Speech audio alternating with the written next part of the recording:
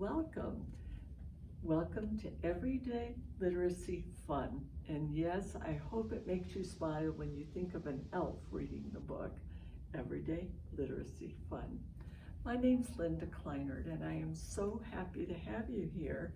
I'm excited to be able to show you some activities from my book, Family Time Reading Fun.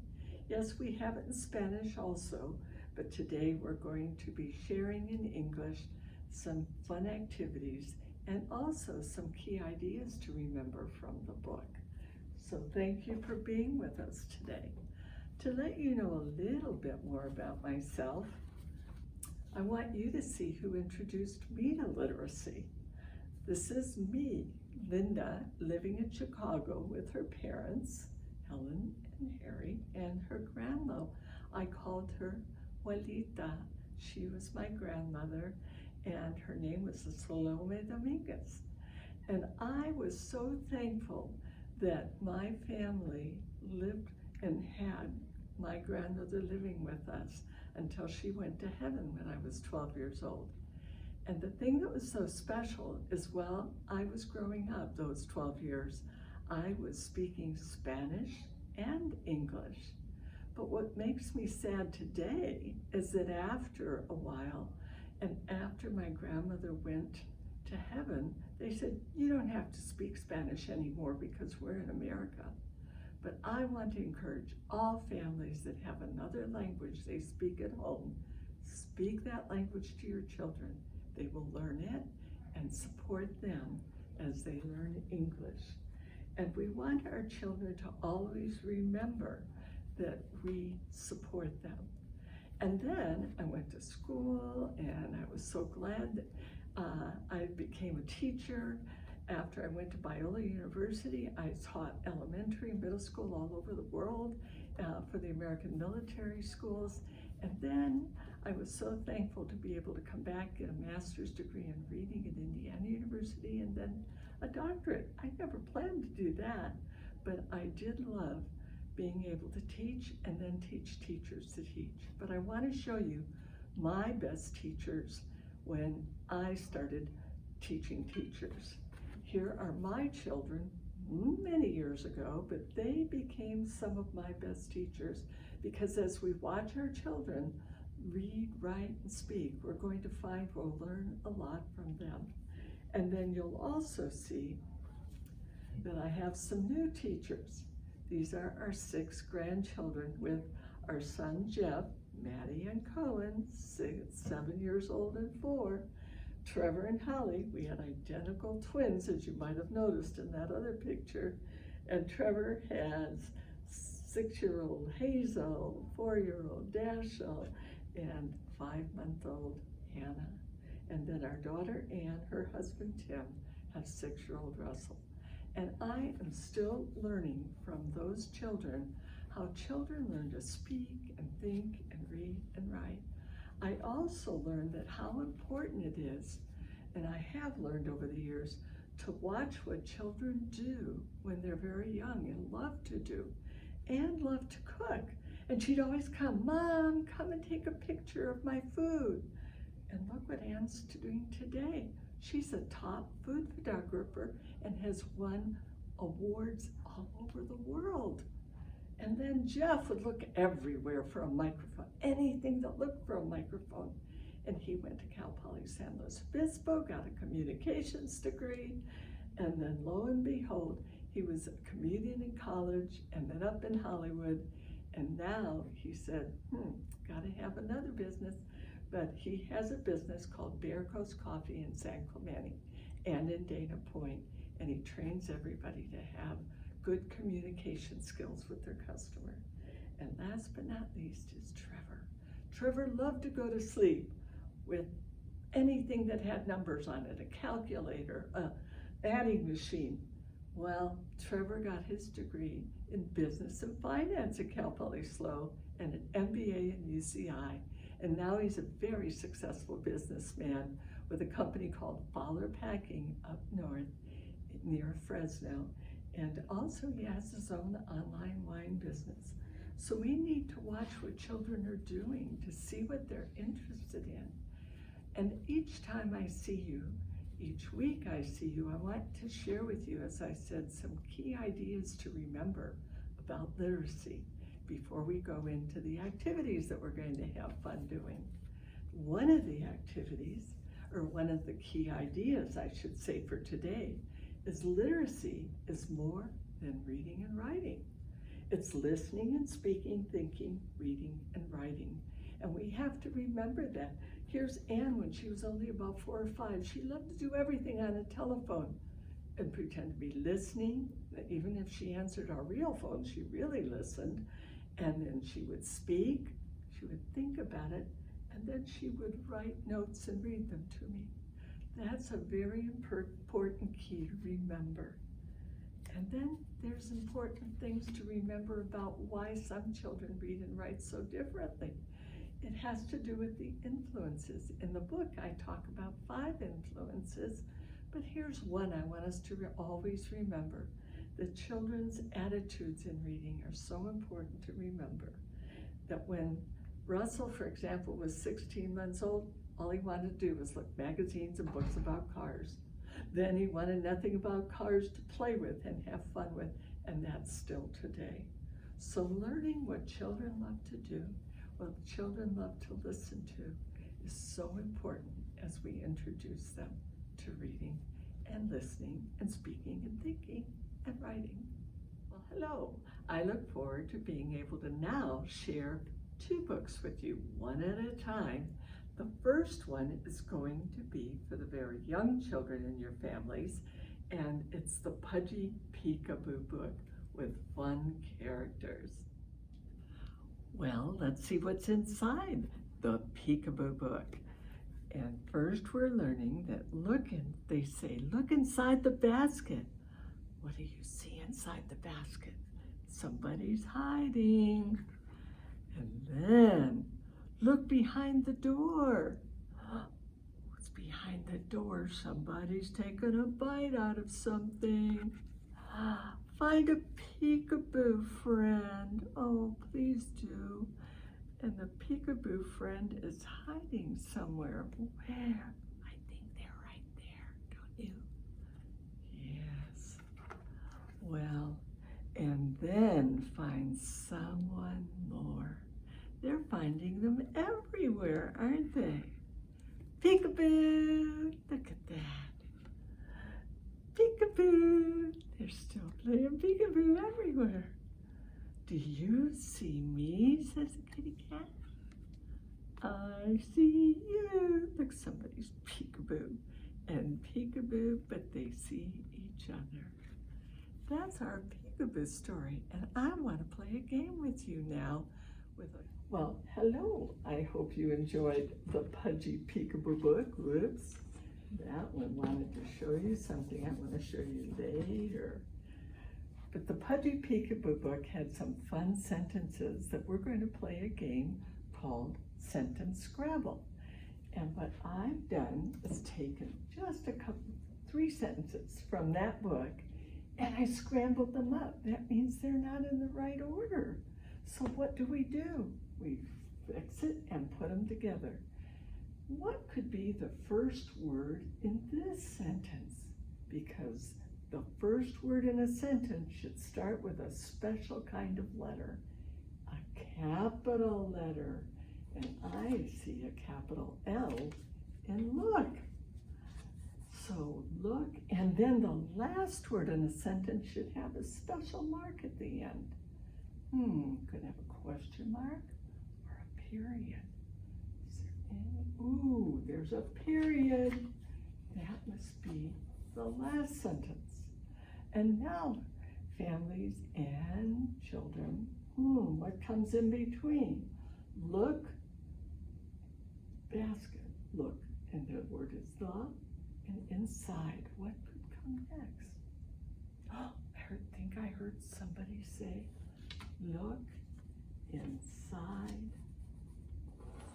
the basket. And that's exactly what it said in the story, isn't it? And then there's another scrambled sentence that has a word that starts with a capital again. And what could that be? the word look again. So now we're supposed to look, and what word's going to be the last one? You're right, door. So what comes in between? We have the and behind. So look, yes, behind the door. Great job. Do you want to try one more? Okay, let's try one more.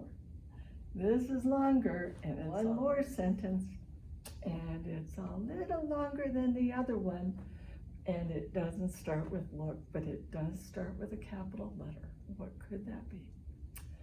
Well, families, we want to always ask our children to look for that. That's not a capital, no.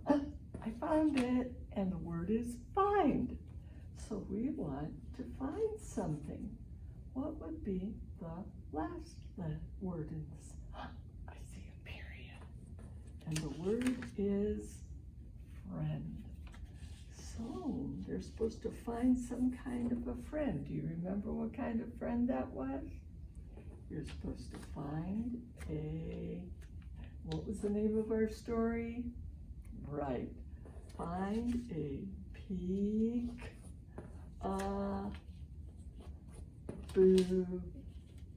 friend. Good job. All right. Whenever we do the sentence scramble, it helps us think about what was the book about, and then it helps us remember that literacy is listening and speaking, thinking, reading, and writing, and we get to have fun doing that. Well, I hope you enjoyed Sentence Scramble. It was fun to do it with you with that story. I want you to see that my grandchildren, I love being Grandma Linda, and just recently our grandchildren, Cohen and Maddie, loved playing that game. And it was so much fun because I had read the Peekaboo book to Cohen and Maddie, but Maddie helped her brother unscramble the sentences. So you can help each other at home, and that would be wonderful. Now I want to share another book with you, one that maybe is for children or people or families that have older children, but the message is for everybody, and the story is Come With Me.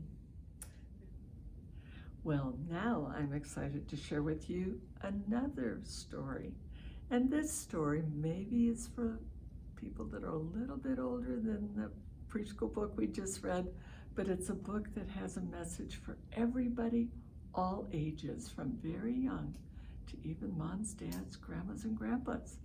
And the book is Come With Me. Well, I see a girl here. I'm excited and want to learn what her name might be. But what is she walking? She's walking her doggie, isn't she? And the doggie's following something. But right behind them are a lot of people in a line. I wonder why. That's going to be in a story. But here she's saying, come with me to the dog. We'll find out. And the book is by Holly M. McGee. And the illustrator who drew these great pictures is Pascal Lamaitre. And it is a special book that is dedicated and is written for special reasons too. And I want to share with you what the author said about why she wrote it. Come With Me is written in honor of friendship, bravery, to be brave, and the fact that we aren't powerless, that no matter how old we are, no matter how small and insignificant we may feel, we could have power. And the illustrator says, though at the level of the individual, our actions are as big as a cloud. Wow, that's why he drew a cloud. And united, they can change the color of the sky. Wow, that's going to be interesting to find out. She wanted it to be special, so let's see how it's special and can make you brave. Well, all over the world, look what this girl was hearing. The news told and told and retold of anger and hatred. That That's not nice, but we're experiencing some of that, aren't we? People were against people, and the little girl was frightened by everything she heard and she saw and she felt. Look at her, she's listening and getting scared with all she's hearing. She asked her papa if there was something she could do to make the world a better place. Isn't that wonderful that she wanted to do that? Her papa said, "Come with me." Wonder where he's going to take her. Hand in hand, they walked out the door to the subway. Have you ever been on a subway? They're the trains that go underground and are very special. Well, waiting there on the platform where people waited for the subway, her papa, look, he tipped his hat to those he met. That's a sign of being friendly. So guess what the little girl did? The little girl did too. See her tipping her hat? Her daddy taught her how to be friendly, and she didn't have to say a word. And look at people. This lady saw it and made her so happy. They rode the train through the tunnels underground. That's what subways do. And there she is in there, smiling and wondering, what next? The girl and her papa were brave and kind, and that day they won a tiny battle over fear for themselves and for the people of the world, just by being friendly and tipping their hats. Well, the news kept telling of anger and hatred, and the little girl asked her mama what she could do to make the world a better place. And her mama said, guess what her mama said? Come with me. That's right. So wonder where mama's gonna take her. Oh, they went to the grocery store to buy some things for dinner. And there they are. And she's waving at people and showing her daughter how she can be friendly. Because one person doesn't represent a family or a race or the people of the land. Look, they're being friendly to the baker too. Her mama cooked and the little girl set the table. What a good girl. Piece by piece, as she always had done. Plate in the middle, knife and spoon on the right, and fork on the left, and napkin, look at that, by the side, and a water glass. What a good girl. She's bringing all those things. And her little doggy's watching her. He's coming with her. Well, the little girl sat with her mama and her papa, and they ate together. And her dog nuzzled her under the table, and she scratched his head. Do you see him? I want to do something of my own, she said. Can I please walk the dog? Wow. Can she help by walking the dog? Do you think her parents will let her walk the dog by themselves or by herself, just with the doggy? And when the little girl opened the door, look what happened. The boy across the hall opened his door too. I wonder what he's going to say to her. What do you think he's going to say? Where are you going? He asked. The little girl said, guess what she said? Come with me. Because two people together are stronger than one. The girl, the boy, and the dog were happy to be out. And there they are walking around, finding little bugs coming on her shoulder there, but a happy one. One step at a time, they understood what they could do to make the world a better place. They could go on, and they did, didn't they? Brave, gentle, strong, and kind to one another and all living things. And look, they're drawing out with chalk when they have more friends joining them. and they're sharing their chalk. Isn't that nice?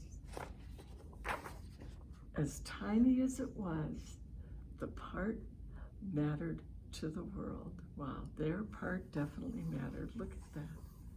They're drawing and have more friends coming to see what they're doing. And then, your part matters too. Did you know that? Look at all the people they made happy by having them join them. And then, what could that be? Just say, come with me.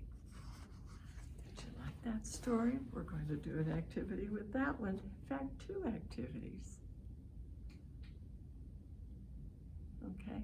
Well, I hope you enjoyed Come With Me, and I hope that you will find friends that you can invite to have fun with you. We're going to do just one sentence scramble from the book. They're longer sentences, and you can still play that game afterwards. But I wanted to show you how when you have long sentences, you can split them up a little bit. So the first part of the sentence from that book, do you remember? It's not the first sentence in the book, but it's when her dad said, come with me. And what would be the first word? Because what will it start with? That's right, capital H. So what did they do? They hand, what did they do? Hand in, they held each other's hands, didn't they? Hand in hand. What did they do? Now this is the next part. Oh, this is almost together. They walked the outdoor. I think we only have to switch 2 words there. They walked. Let's switch these and see what happens. They walked out the door. And where did they go? What's the last word in the sentence? That's right, subway, because it's got that period at the end. So they walked out the door to the subway. Very good.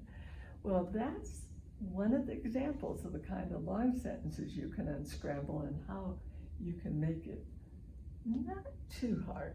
I hope you enjoy. Now let's do another activity. Well, we're going to do an activity called Story Map. I did an activity during the story that you will see when we share these stories on Facebook with you and your family. And it's called Before, During, and After. That you ask questions about the story before it starts. So that's why I asked you some questions. Who are the characters in this story? I wonder, will we learn their names? Well, you know what? We didn't learn their names, but we knew it was a little girl, didn't we? And her papa and her mama and a friend across the hall. And we will find that there are questions you could ask during the story. And I did that too. I asked you, what do you think is going to happen next? And then after the story, we ask questions. Well, now we're going to do some way to show, and I know in school teachers you do this a lot, and the children, boy, from now I'm seeing some first graders even do story maps. And in my book, you'll see a story map. There's one in English, and then also in my Spanish edition of the book. And so you'll be able to do that. But let's try filling out some of this story map about Come With Me. The first thing you want to do is know the story title, and you would put Come With Me. And the author was Holly McGee, remember? Holly McGee.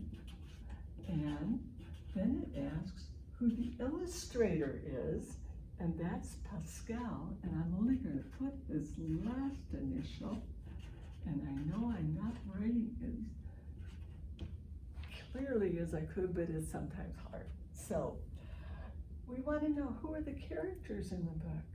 I just mentioned to you, we never learned her name, but we can call her a little girl, can't we? And that little girl had a papa, and she called her mama for help. And who was the last main character that went with her? Yes, boy, across the hall. The hall. So it's important to know where that is. And that's what the setting means. Where did this story happen? This happened in different places, didn't it? It happened in a home. It happened, what was that train that went under the ground? Subway, yeah, they went there. So we don't have to list them all, but where did Mommy take her? To the store, and the boy went with her. It looked like it was a park or the sidewalk where they were having fun, being able to draw with chalk on the ground, wasn't it? Was there a problem in the story?